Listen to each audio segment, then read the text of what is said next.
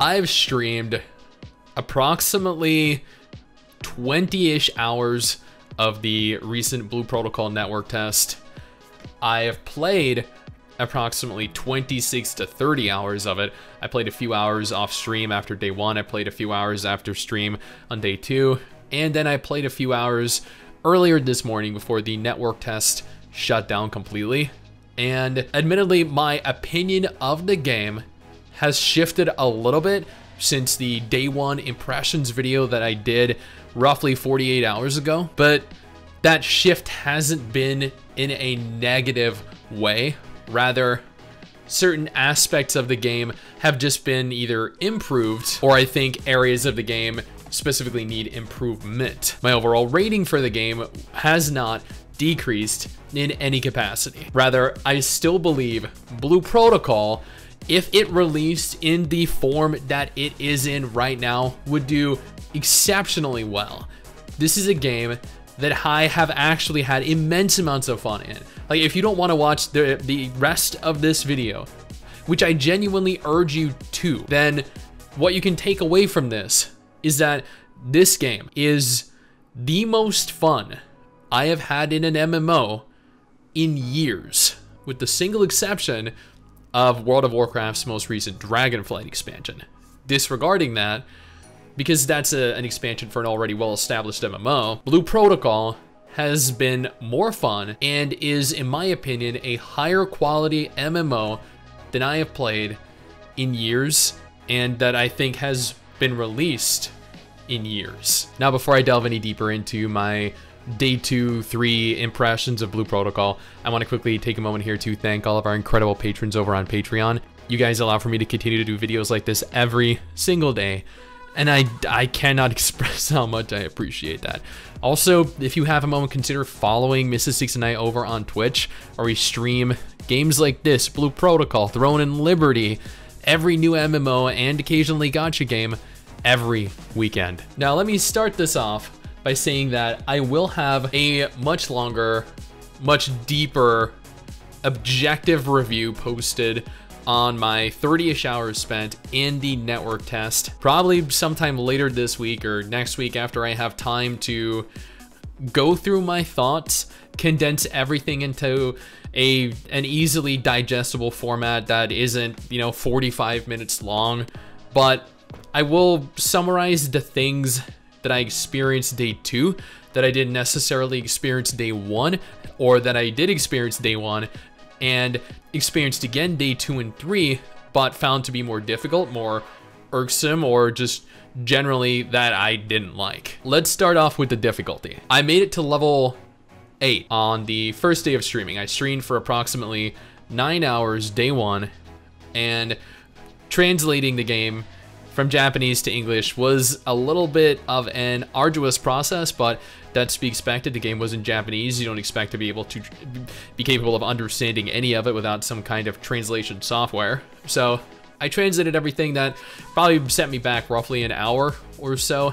It made certain things a little bit more difficult, like searching out items that were necessary for my adventure rank, like items or emotes that were necessary to progress the quests. Translations were a massive setback, but disregarding that, the difficulty of Blue Protocol is comparable to probably nothing I've experienced in the MMO genre. Blue Protocol takes 2 different forms. You have your solo content, and then you have your multiplayer content. The solo content varies in terms of difficulty based off of what class you're playing, and Blue Protocol isn't the only MMO that offers solo content. World of Warcraft has solo content. Final Fantasy XIV has solo content. There are plenty of MMOs out there that have solo content, but what I mean by this game is incomparable to any other MMO is that the difficulty, it scales to such a degree that at times I spent an exorbitant amount of my time streaming, farming for specific items, farming specific monsters, farming specific dungeons, or even just boss monsters for a number of different reasons. On the one hand, And this is one of the main issues that I have with Blue Protocol right now. On the one hand, drop rates in this game are horrendous. Now, this is not something I experienced until roughly 13 hours into the game. So, as I touched on in my first video, my first impressions video 2 days ago, there is something called an adventure rank. And you need to progress your adventure rank to continue leveling, otherwise you're capped at I think like level 10. You need to progress your adventure rank to continue with the story. You need to progress your adventure rank to unlock new dungeons, new cooperative dungeons that you can run with other players. So a lot of the game is gated behind that adventure rank. Now that adventure rank is not something that imposes a time limit, like a limit based off of a number of days that are necessary to pass. Like in Tower of Fantasy, you need to wait a day, 3 days, 5 days to progress with new content. Now, the gating done in this is that you're required to fill a certain set of conditions. So something like fish, 10 times and catch this specific fish, kill 20 of the goblin out in, Astrolabe's field, or loot 10 of this specific kind of herb. These are things that aren't necessarily difficult, but are definitely time consuming. Now, that isn't what I have an issue with. Leveling up my adventure rank was not difficult. I think it took me maybe 20, maybe 30 minutes to level it up and remove those limitations that were imposed on me. So I think that is perfectly acceptable. What I had an issue with was that to unlock new dungeons, there was kind of like an item level or a gear score limit imposed. And I think that is 100% necessary. I think you shouldn't be allowed to enter a dungeon with other players if you are at a severe item level disadvantage. So as an example, if you're item level 100 and everyone else is item level 1200, you're going to be doing negligible damage and are going to be absolutely no benefit to the party overall, and will instead be more inhibiting to the group's overall progress than if you weren't even there. Because remember, the game scales a dungeon to the number of players that are in it. So if you're underperforming, you're essentially ruining the experience for the players that are there, because the dungeon is scaling in power to fit the number of players in it. So there is an item level or gear score limit placed on entry. I understand that and I completely agree with it, except for the fact that to increase your gear score, to increase your item level, you're required to do two different things. One, you can farm weapons that are for your specific level. So I was level 11 at the time, and I still had a level 2 weapon on. So to farm for this weapon, I was required to go out, loot X amount of items. I did. I had, I think, 50 of 2 of the 3 items I needed, except for one. That third item required I farmed this specific goblin in an area that I didn't know existed. So kudos to whoever, I forget who was there, but they told me where to go on the map. I farmed that for 45 minutes. I needed 3 items. I farmed it for 45 minutes. You know how many items I got? 1. Thankfully, I had already obtained 2 of those items. I don't even know where. Periodically throughout my journey, having maybe fought previous boss monsters, having fought these monsters in other forms, in other dungeons, in other areas, I'm not entirely sure, but I did not need to waste too much time there.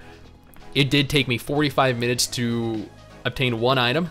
Now, I will note I killed approximately 18 monsters per minute because there were probably 20 other people there all farming with me.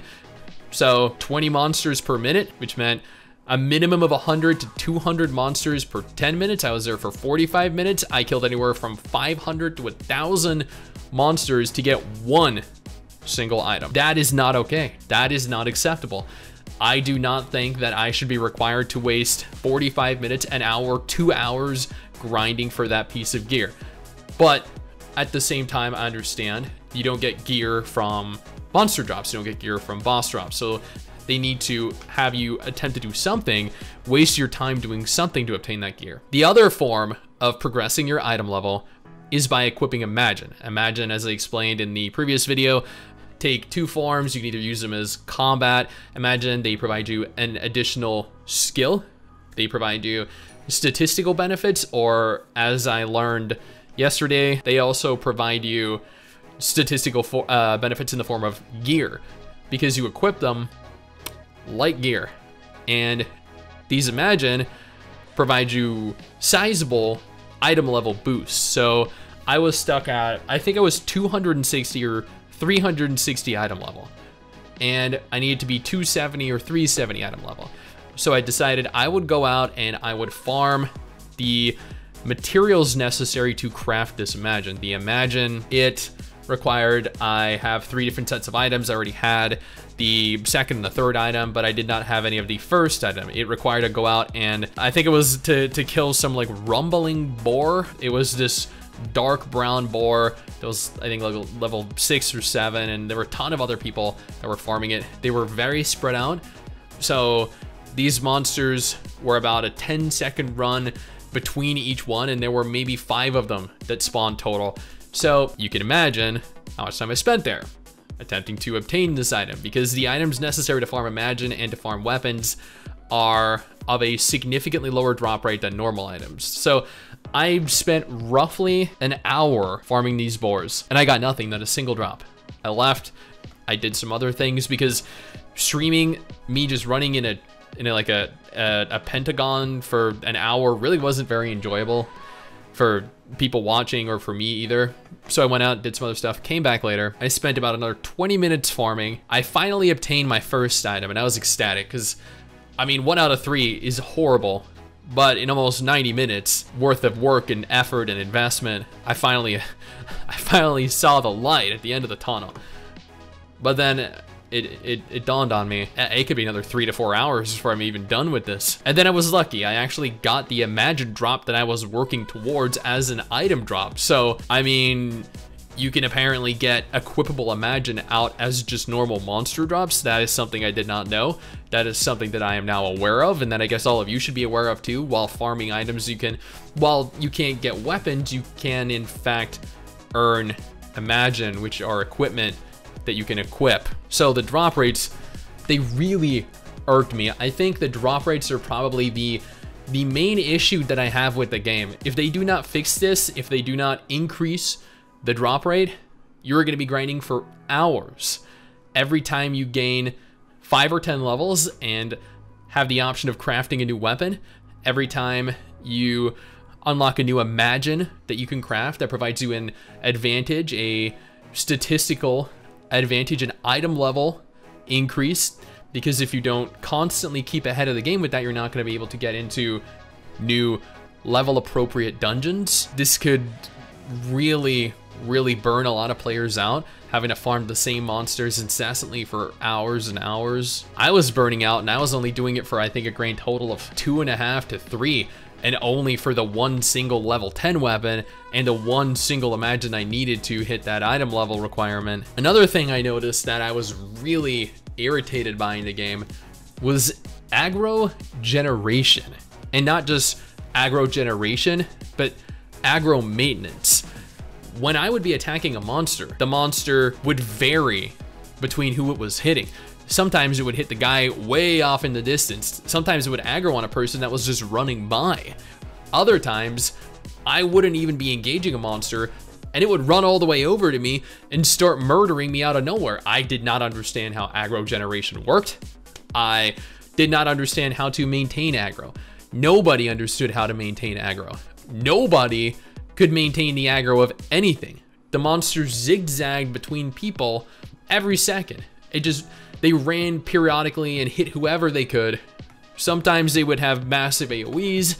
Sometimes they would have unCCable, unstoppable abilities that would just run and truck through everyone, hit everyone that was in its way. I do not understand, and I think they either need to outline how aggro works, because I believe the Aegis fighter, or whatever its name is in English, has a taunt, but even with that taunt, none of the Aegis fighters could maintain aggro for longer than a few seconds before they would immediately start chasing other players. Disregarding the aggro generation and aggro maintenance issue, disregarding the drop rate, I will note, and I know I mentioned this earlier, this game is immeasurably difficult. I think it might have been partly due to the fact that I was a squishy and I did not have much self-sustain, but fighting monsters was very difficult for me.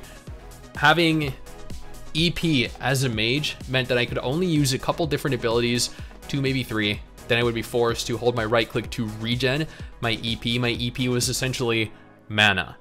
So your mana is limited to 100.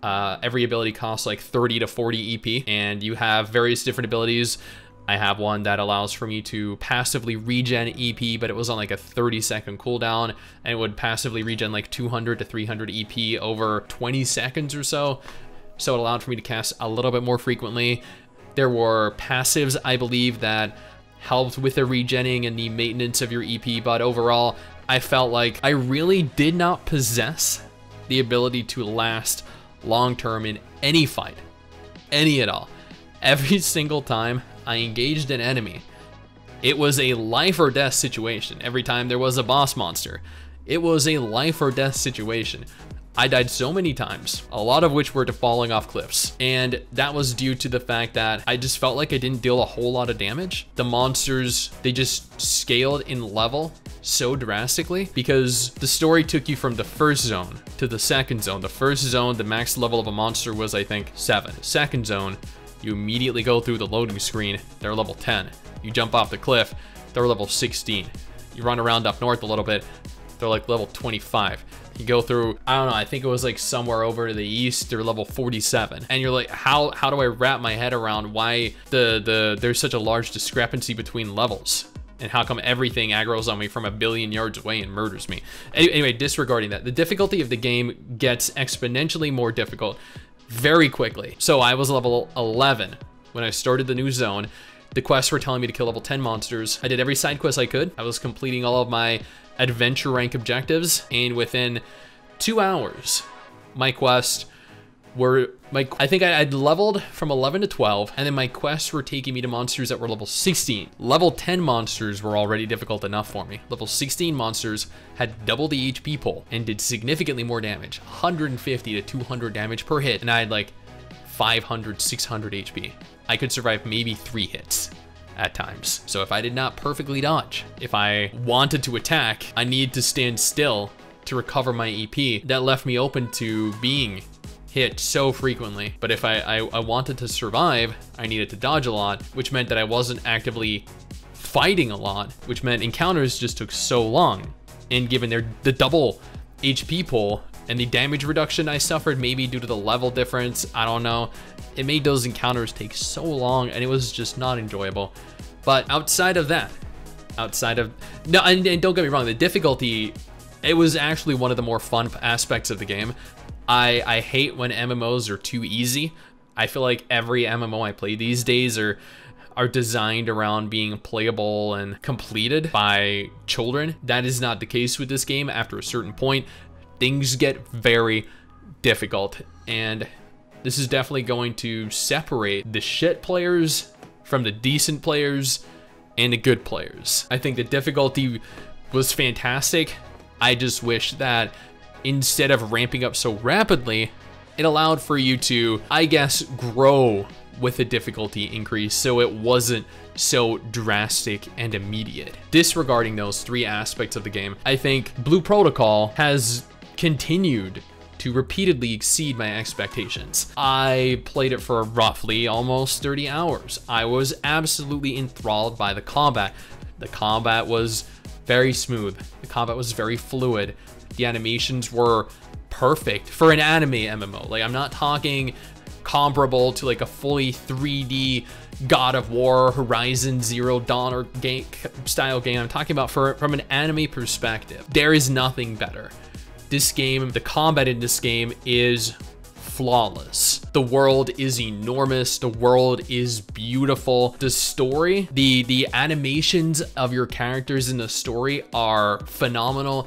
The way they interact, the way they express themselves verbally, physically, is incomparable to any other MMO. Story-driven MMOs like Star Wars, The Old Republic, Guild Wars 2, Final Fantasy 14, they're all so stiff, they all feel so, I know I'm gonna piss some people off by saying it, but they all feel so dated comparatively. You compare those games to the cutscenes you see in Blue Protocol, and you can tell those games were made in the 2010s and Blue Protocol was made in the 2020s. It is that evident. I think this is a very deep game. I feel like this game is different enough where it has the potential to captivate a very large audience. I don't think this is the most unique thing ever made. I don't think this is the greatest MMO ever made. I think this is the most fun I've had in years, 100%, and everything I've experienced within it, again, with the exception of the drop rates by confusion with the aggro and the rapid spike in difficulty, has proven to me that this game, unless Throne and Liberty somehow pulls something out of its ass and manages to top this, will easily be a game that I invest months of my time into, unless of course the monetization ends up being absolute horseshit, in which case, I mean, I feel like that is more than capable of making or breaking any game, not specific to Blue Protocol, and we really don't know the extent that Bandai Namco or Amazon are really going to go with the monetization right now. A lot of people are speculating the game is dead for a variety of different reasons. They think Amazon are going to make it heavily pay to win, and they might, but they might not. They think that Amazon are going to destroy the game with poor management, and they might not. Amazon could bury the game. That is 100% plausible. But at the same time, that's only speculation, and Doom posting, Doom talking, just spreading and attacking the game like that is not going to do it any favors, especially if they, for whatever reason, actually manage to successfully release it in a form that we are okay with and that we accept. Is this the WoW killer or the Final Fantasy 14 killer? No, this is an MMO that is going to be a lot of fun for people like me. This is an MMO that could be very successful in its own right. It could be one of, if not the biggest, most played, most active free MMO on the market. Or, you know what, it could defy all logic and somehow also become the #1 MMO online. Who knows? Miracles happen. But this is genuinely an MMO that I think is exceptionally well done. This blew my expectations out of the water. And again, I will have a more detailed, more focused, feature-rich, easily digestible video sometime in the next week with every single thing that I experienced, everything that I witnessed, the good and the bad, the promising and the concerning. But I am genuinely and wholeheartedly looking forward to playing this further when the closed beta releases globally, and then when the game finally officially rolls out. Now, if you want to see my day one impressions of Blue Protocol, I urge you to click the video over on the right, or alternatively, if Blue Protocol isn't your thing, I urge you to go ahead and click the video on the left, which features every confirmed MMO releasing this month, April 2023.